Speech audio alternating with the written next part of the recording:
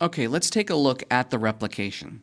For a true disaster recovery solution, we believe that you need to have a local backup, again, because 99% of those failures, you're going to require a local backup for that fast recovery.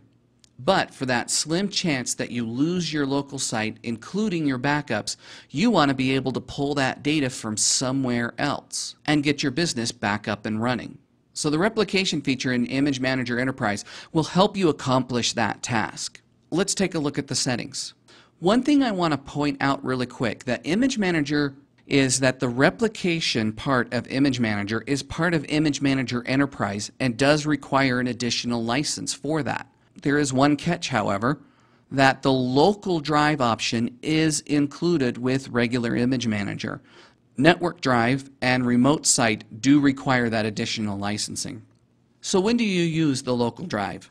The example I usually give is when you are backing up with ShadowProtect, say you're doing the weekly or the monthly backup job, and you now want to replicate those backups to a removable drive that you want to walk out the front door. The local drive option will allow you to do that. Again, you allow ShadowProtect to back up to, say, D Backup Granger. Now you can replicate to that removable media. Let's take a look at the remote site. One thing I want to point out here really quick is that the transfer method to get the data from your site to the remote site is FTP, but there is a replication engine built into this process. So you're not just getting an FTP, hey, take the files from here and shove them over there. You're actually getting that replication engine that's going to determine which files actually need to go across to the remote site. And this can get quite complex, especially with the continuous incrementals. So in setting this up, you're going to come in and put the path to the FTP server and the authentication. This option here, don't replicate base images.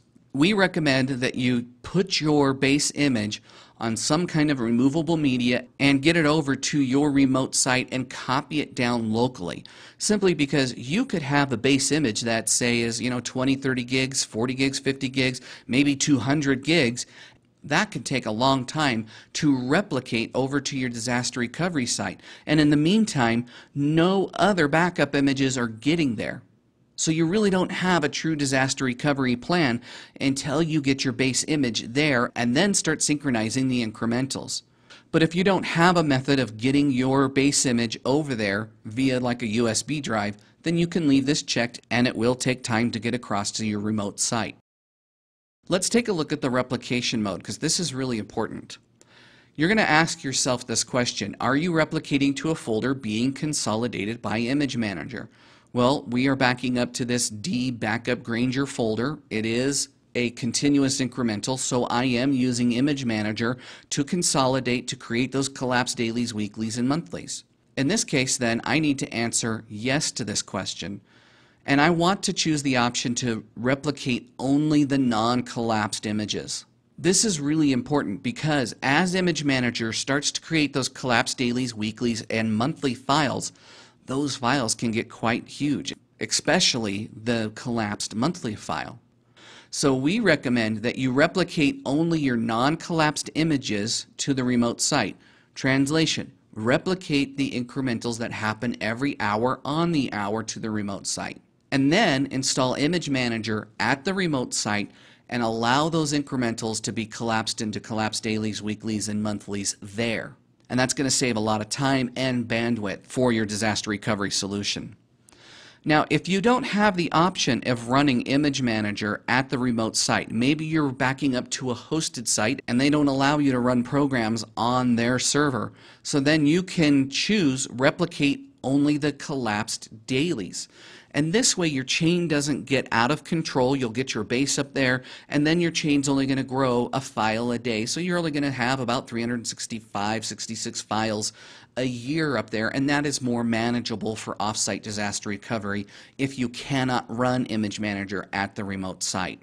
Now, if you want to replicate, say, a weekly or a monthly schedule, again, you're not going to be consolidating those schedules with Image Manager. They have their own retention policy built into the backup jobs. Then you would want to choose this option. You can choose to replicate the non-collapsed image files, meaning the incrementals that happen every hour on the hour.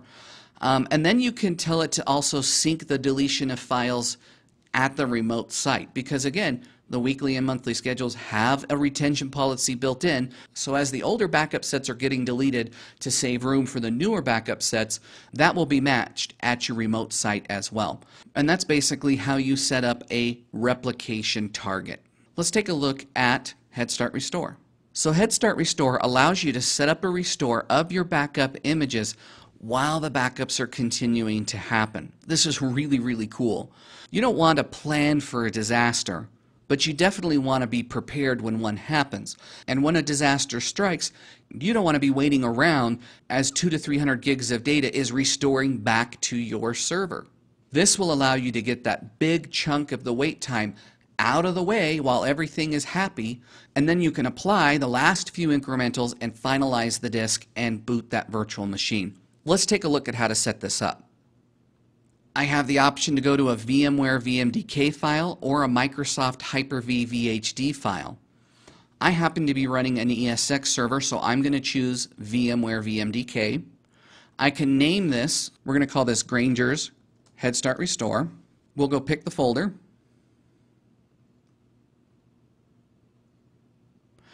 If this folder happens to be a shared folder or out on a NAS, you can input the authentication for that here as well. Now we need to pick the base image for the Head Start Restore. So I'll click Add a new Head Start Restore volume. And this base image, along with all of its incrementals in that chain, is what's going to be applied to this Head Start Restore job. And I can double click here and name this something more legible like Granger C drive as well. Okay? Let's take a look at the options of the Head Start Restore. This feature here is what I think makes Head Start Restore so awesome, is you have the ability to tell the Head Start Restore job to delay applying incrementals. This is important to avoid file system corruption, virus and malware attacks, and just plain old OS corruption. And you're going to know pretty quick when you have something going on. So you can tell the Head Start Restore job, look, I would like you to keep all of the incrementals that are less than 4 hours old out of there. Don't apply them. As these incrementals age, and I know my system is still okay, it will allow it to apply those incrementals as they get more than 4 hours old. If you want to be a little bit more conservative and go by days, you have the option to choose that as well. So again, make sure you set up your lag time or your delay on when these incrementals will be applied to your Head Start Restore job. Let's go ahead and click Save. And it's going to go ahead and start initializing. It's going to create the VMDK, and then it's going to start applying the full and all of the incrementals right now. And as it's going to get the biggest part of the wait time out of the way, this is really cool. Let's take a look at finalizing a Head Start Restore job. So I have a Head Start Restore job running on Potter, and let's say we've had a failure and I want to finalize this disk so we can use it as part of a virtual machine. I will click Finalize the Head Start Restore volume. Now I can come in and choose which incremental to apply to this VMDK. So I can choose, if I know that 11:30 on this particular day everything was okay, I can pick this and choose Finalize, and it will just warn me that it's going to finalize the disk. We'll say okay. Now it's going to go out and start applying the last few incrementals and finalize the disk so it is now usable.